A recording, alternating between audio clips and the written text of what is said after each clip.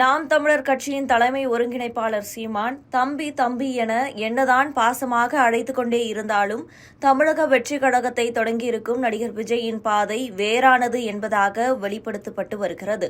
பேரறிஞர் அண்ணா, தந்தை பெரியார் ஆகிய திராவிட மூலவர்களின் பிறந்த நாட்களை அடுத்தடுத்து சீமான் புறக்கணிக்க நடிகர் விஜயோ திராவிட கட்சிகளின் பாணியில் கொண்டாடுகிறார்.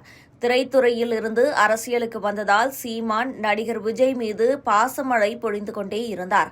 விஜய் கட்சியுடன் கூட்டணி, விஜய் கட்சி மாநாட்டில் பங்கேற்பு என்றெல்லாம் விஜய் தம்முடன் கைகோர்த்து விடுவார் என்ற நம்பிக்கையில் சீமான் பேசிக் கொண்டே இருந்தார். ஆனால் விஜய் தரப்பில் இருந்து சீமானை சீண்டுவதாக கூட தெரியவில்லை. அதனால் திடீரென விஜய் கட்சியின் மாநாட்டில் பங்கேற்கவில்லை, இன்னொரு கட்சி மாநாட்டில் எப்படி பங்கேற்பது என பல்டி அடித்தார் சீமான். அதேபோல விஜய் கட்சியுடன் கூட்டணி என துண்டை விரித்து பார்த்ததும் எதுவும் நடக்காததால் நானே 60 தொகுதிகளில் வேட்பாளர்களை அறிவித்துவிட்டேன், தம்பி விஜய் வரட்டும், அவரிடம் கேளுங்கள் என ஜகா வாங்கியிருக்கிறார் சீமான். சமூக வலைதளத்தில் கட்சியை அறிவித்திருந்த விஜய் அவரது தமிழக வெற்றிக் கழகத்தின் பாதை எப்படியானதாக இருக்கப் போகிறது என்பதை புதிராகவே வைத்திருக்கிறார். இந்த நிலையில் பேரறிஞர் அண்ணாவின் பிறந்த நாளை கொண்டாடுவோம் என சமூக வலைதளத்தில் பதிவிட்டார். இதனைத் தொடர்ந்து இன்று தந்தை பெரியார் பிறந்த நாளை முன்னிட்டு தமது சமூக வலைதள பக்கத்தில் செய்தியை பகிர்ந்துள்ளார்.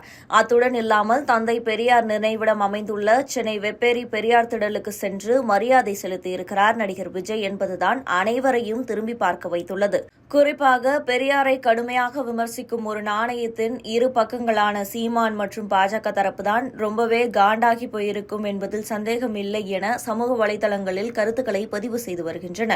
தமிழ்நாட்டில் திராவிட அரசியல்தான் கடந்த 50 ஆண்டுகளாக ஆட்சி செய்து வருகிறது. திமுக, அதிமுக எனும் இரு பெரும் திராவிட கட்சிகளை தாண்டி இன்னொரு கட்சியின் ஆட்சி என்பது கனவிலும் நடக்காத ஒன்றாக இருந்து வருகிறது.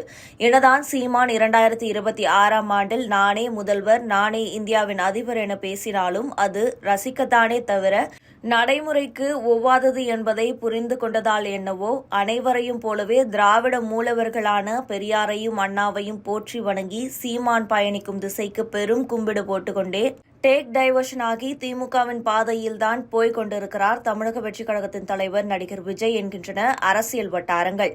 அப்ப நாம் தமிழர் சீமான், பாஜக இனிதான் விஜய்க்கு எதிரான ஆட்டங்களை ஆடுவார்களோ?